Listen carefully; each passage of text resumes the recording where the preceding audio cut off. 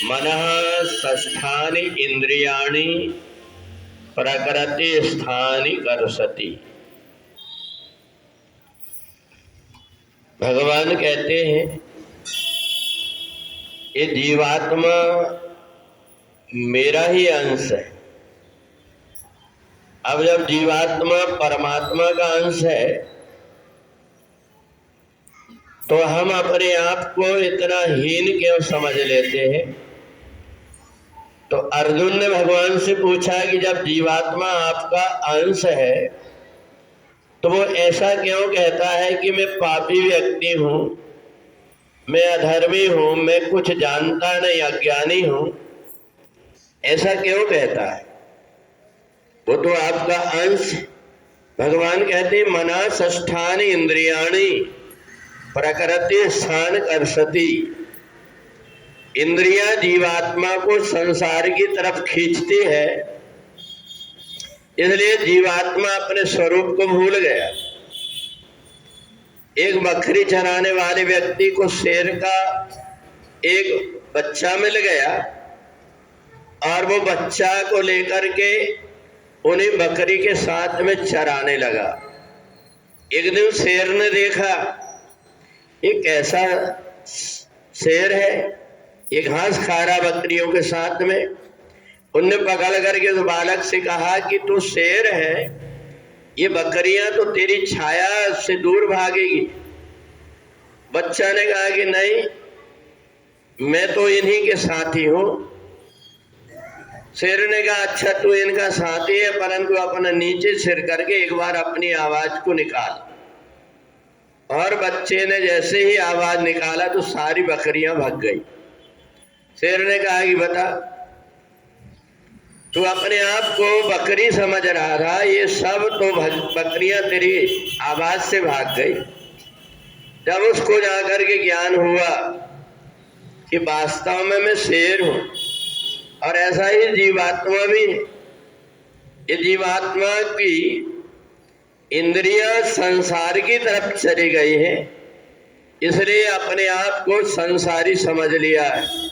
तब से जीव भयो संसारी, अज्ञान के कारण ये जीवात्मा अपने आप को संसारी सोचता है, जबकि है कौन?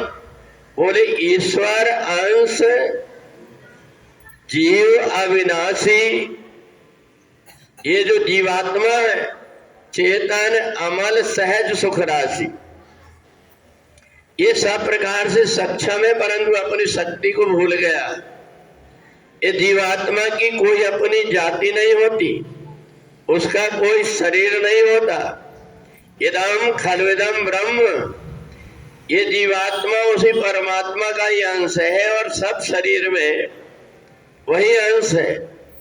केवल हमने ये दुनिया भर का भ्रम पाल करके अपने आप को संसारी बना लिए, और इसी सांसारिकता से मन हटाने के लिए भगवान ने अर्जुन को गीता सुनाया।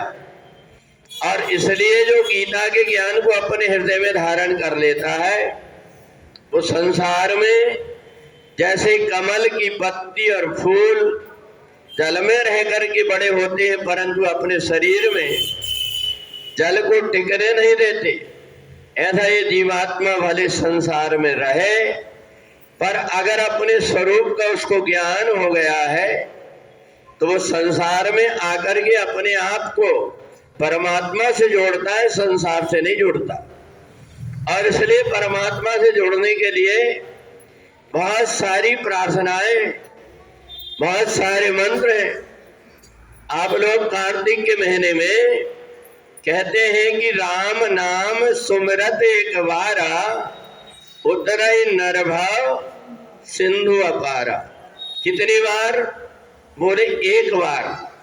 और आप कार्तिक के महीने में भगवान के 1000 नाम को सुनते हैं, 1000 नाम से आप जल की धारा छोड़ते हैं।